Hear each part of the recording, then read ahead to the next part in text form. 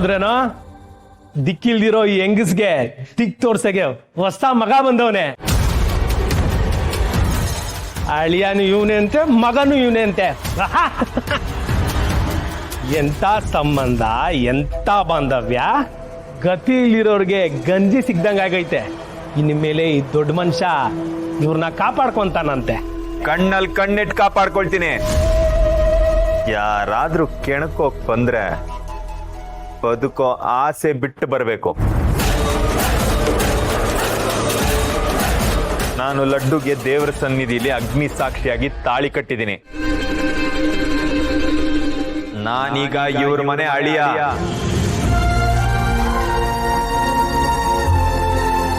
ಇವ್ರ ಮನೆ ಅಳಿಯ ಮಾತ್ರ ಅಲ್ಲ, ಈ ಊರಿನ ಅಳಿಯ.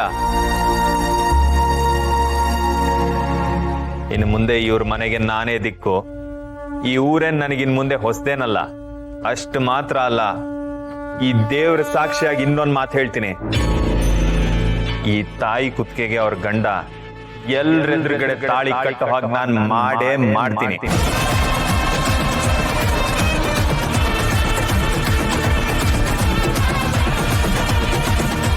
ಅಮ್ಮ, ನಿನ್ನೆ ಈ ರಾಕ್ಷಸ ನಿಮ್ಮೇಲೆ ಕೈ ಮಾಡ್ದಲ್ಲ, ಆ ಲೆಕ್ಕ ತೀರ್ಬೇಕು ತಾನೇಮ್ಮ.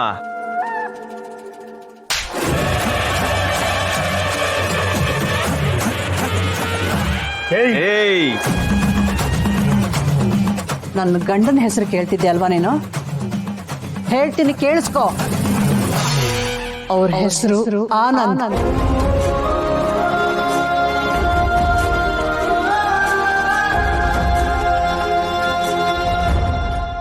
ನನ್ನ ಕೊರಳಲ್ಲಿರೋದು ಬರೀ ಮಣಿ ಸರ ಅಲ್ಲ, ನನ್ನ ಗಂಡ ಹಾಕಿರೋ ತಾಳಿ.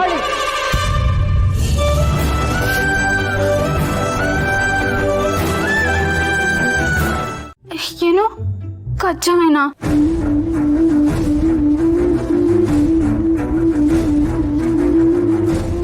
ಅವನಿಗೆ ಸ್ವೀಟ್ಸ್ ಅಂದ್ರೆ ಇಷ್ಟ ಆಗಲ್ಲ ಅಂತದ್ರಲ್ಲೂ ನೀನು. ಅಮ್ಮ ಬೇಡ ಅಮ್ಮ. ಬೇಡವಾ? ಯಾಕೆ ಬೇಡ ಅಂತಿದ್ಯಾ? ನಾನು ನನ್ನ ಕೈಯಾರ ಪ್ರೀತಿಯಿಂದ ಕಜ್ಜಾಯ ಮಾಡಿದ್ದೀನಿ, ನೀನ್ ನೋಡಿದ್ರೆ ಬೇಡ ಅಂತ ಹೇಳ್ತಿದ್ಯಾ?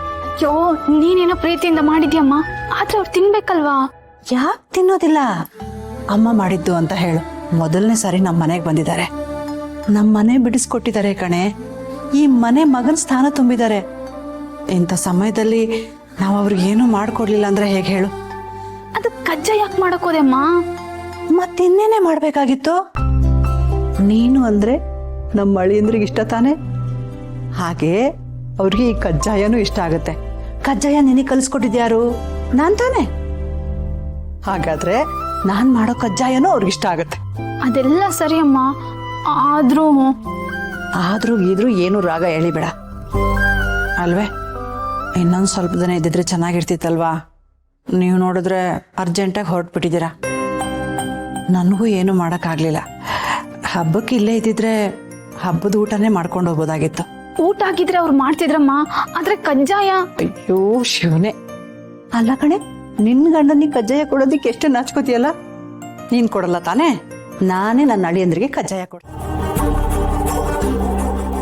ನೋಡನು, ತಾಯಿಯಾದವಳು ಯಾವಾಗ್ಲೂ ತನ್ನ ಮಗಳು ಖುಷಿನ ಬಯಸ್ತಾಳೆ. ಕೊಚ್ಚಿದ್ದು ಅವಳನ್ನ ಕಷ್ಟದ ದಾರಿಗೆ ಹೋಗೋದಕ್ಕೆ ಬಿಡೋದಿಲ್ಲ ಅಲ್ವಾ? ಈಗ ನಾನು ಮಾಡ್ತಿರೋದು ಅದನ್ನೇ. ನಿನಗೆ ಗೊತ್ತಲ್ವಾ ನಾನು ಎಷ್ಟು ನಿನ್ನ ಕೇರ್ ಮಾಡ್ತೀನಿ, ಪ್ರೀತಿಸ್ತೀನಿ ಅಂತ. ಅಂಥದ್ರಲ್ಲಿ ನಿನ್ ಪ್ರೀತಿನ ನಾನು ದೂರ ಮಾಡ್ತೀನ? ನಿನ್ ಲೈಫ್ನ ಹಾಳು ಮಾಡ್ತೀನ? ನಾನು ಅಷ್ಟು ಕೆಟ್ಟ ತಾಯಿ ನಾನು.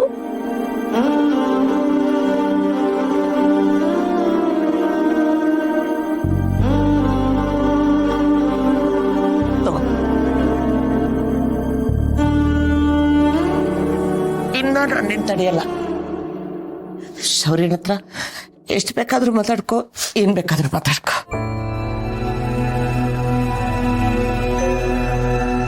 ನನ್ನ ಮಗಳ ಮನಸ್ಸು ಒಡಿಬಾರ್ದು, ಅವಳಿಗೆ ನೋವಾಗಬಾರ್ದು ಅಂತ ನಾನು ಹೀಗೆಲ್ಲ ಮಾಡಿದ್ರೆ ನೀನೇ ನನ್ನ ಅಪಾರ್ಥ ಮಾಡ್ಕೊತಿದೀಯ ಅಲ್ವಾ? ತಾಯಿ ಮುಂದೆ ಮಗಳು ಪ್ರೀತಿಗೋಸ್ಕರ ಸಾಯ್ತೀನಿ ಅನ್ಬೇಕಾದ್ರೆ ನಿನ್ನೆದುರಿಗೆ ಈ ತಾಯಿ ಸತ್ತಾಗೆ ತಾನೆ.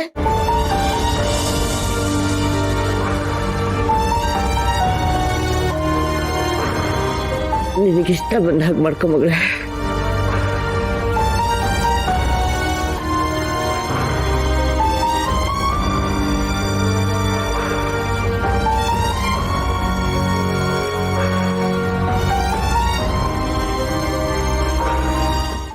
ಪಾಪದ ಹುಡುಗಿ ಹುಟ್ಟಿದಾಗಿಂದ ಕೇಳಬಾರ್ದ ಮಾತುಗಳನ್ನೆಲ್ಲ ಕೇಳಬೇಕಾಯ್ತು, ಅನ್ನಬಾರ್ದೆಲ್ಲ ಅನ್ನಿಸ್ಕೊಂಡ್ಲು. ಆದರೂ ಯಾವುದಕ್ಕೂ ಹೆದರದೆ ಧೈರ್ಯವಾಗಿ ಬದುಕಿದ್ಲು. ತನ್ನ ಜೀವನನ ತಾನೇ ಕಟ್ಕೊಂಡ್ಲು. ನಾನು ಕೂಡ ಇದೆಲ್ಲ ವಿಧಿಯಾಟ ಅಂತ ಸುಮ್ಮನಾಗ್ಬಿಟ್ಟೆ. ನನ್ನ ಹಣೆಯಲ್ಲಿ ಅವ್ರ ಜೊತೆ ಜೀವನ ಮಾಡೋ ಅದೃಷ್ಟ ಬರಲಿಲ್ಲ ಅಂತ ಅನ್ಸುತ್ತೆ. ನಿಮ್ಮ ತಲೆಯಲ್ಲಿ ಅವ್ರನ್ನೇನಾದರೂ ಹುಡ್ಕೋ ಯೋಚನೆ ಇದ್ರೆ ಅದನ್ನ ಇಲ್ಲಿಗೆ ಬಿಟ್ಬಿಡಿ ಅಳಿಂದ್ರೆ.